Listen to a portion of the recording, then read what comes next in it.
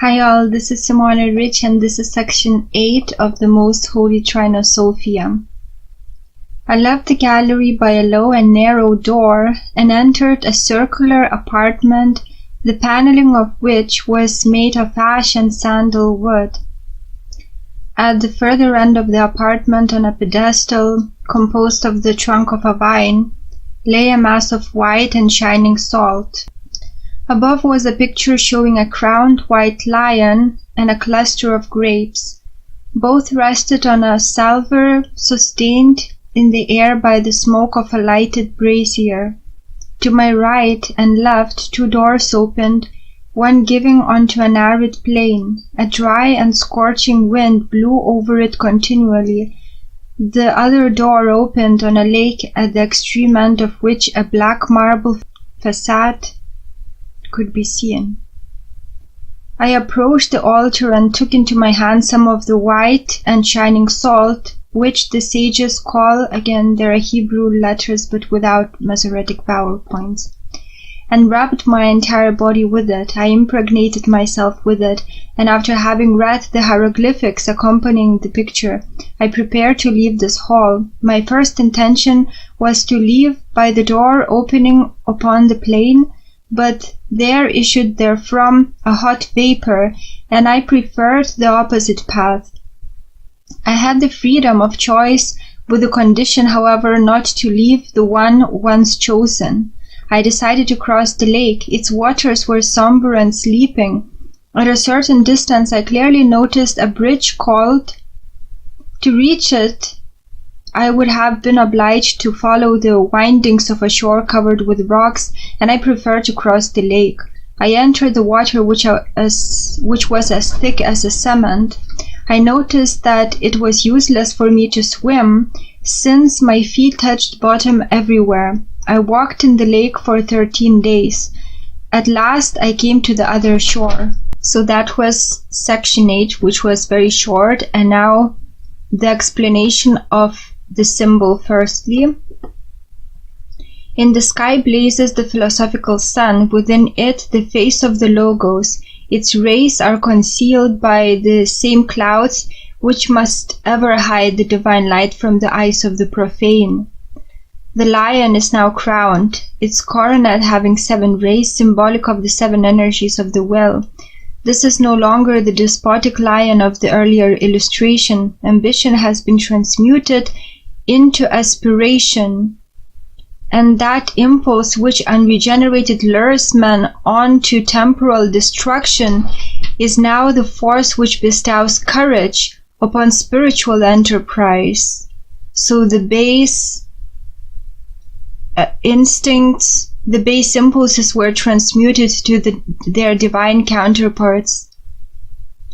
The bunch of grapes symbolizes illumination. A curious work on alchemy states that the grape has a special affinity for gold, and that when vineyards are planted in areas where gold is abundant, the roots of the vine absorb the minute particles of this precious metal and distribute them throughout its stalk, leaves, and fruit. In India, some people take medicines with gold dust, prepared according to Ayurvedic tradition. In alchemy, gold is the symbol of the supreme principle. The Nazarene likened his disciples and himself to a vine with its fruits. The grape cluster is an appropriate symbol for the school of the adepts, for the initiates grow together upon a single branch.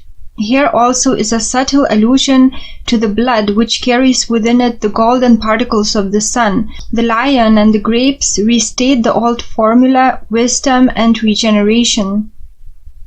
The panels of characters on either side of the brazier contain fragments from old rituals and mystery texts. The one upon the right reads, "Kindle a light at the appointed time, the 7th hour of the dawning."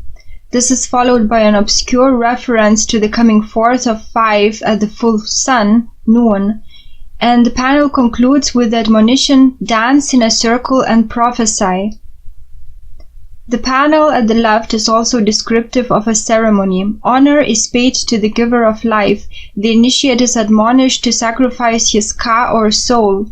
the number Q appears. Again, this is not a number, it's a letter. Again, maybe it's a mistake. And the symbol of the ark or coffin in which candidates are buried in the mystery. Then the full face of the sun appears to represent resurrection.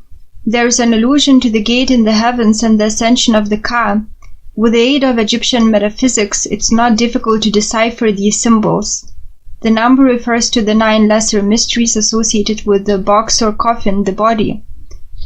The sun face is the resurrection, and the whole panel describes the passage of the soul, Ka, through the invisible worlds as set forth in the symbolism of the pyramid rites. This is appropriately placed in the 8th division of the manuscript, inasmuch as the 8th sign of the zodiac is Scorpio, and it was in a certain degree of this sign that the high priest released the Ka of his disciple into the Amenti.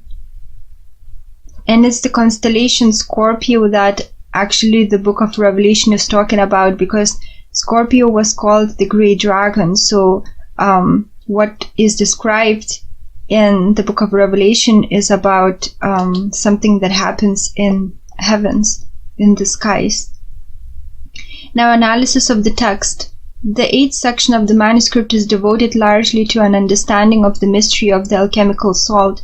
Of this mystery of alchemy, Eliphas Levi writes, "To separate the subtle from the gross is to liberate the soul from the prejudices and from all vice, which is accomplished by the use of the philosophical salt, that is to say, wisdom, of mercury, that is personal skill and application, finally of sulfur, representing vital energy and fire of will.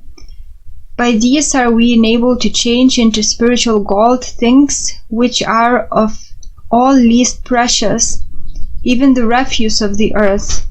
The salt of the sages is wisdom derived from experience, for experience is the salt of earthiness, or the material state, and a wise man is the salt of the earth. In our manuscript, the salt is called the first among the regenerated. When the initiate impregnates himself with salt, it is equivalent to saying that he makes wisdom part of himself. Salt is a preservative of bodies, just as wisdom is a preservative of souls. Decay cannot affect that one who has discovered the wise man's salt." Leaving the circular apartment and the mass of white and shining salt, the initiate approaches the edge of a somber lake and perceives at a distance a bridge called the strong to be subdued. The term also signifies a reflector or a shadow suspended over the lake and betokens the rainbow bridge, the bifrost of the Scandinavians, the bridge which leads from earth toward to Asgard, the terrestrial paradise where dwell the 12 faces, the hierophants of the world. The 8th sign of the zodiac is Scorpio, well represented by the dark and somber waters. The sign of Scorpio was especially venerated by the Rosicrucians, who performed certain of their rituals only when the sun was in this constellation. With great difficulty, the initiate forces his way through the morass of Scorpio to reach the great temple of Sagittarius, which looms in front and above. So this is the end of section 8, and in the next video I'm going to read out section 9 of the Most Holy TRINOSOPHIA. Thank you for watching. Take care.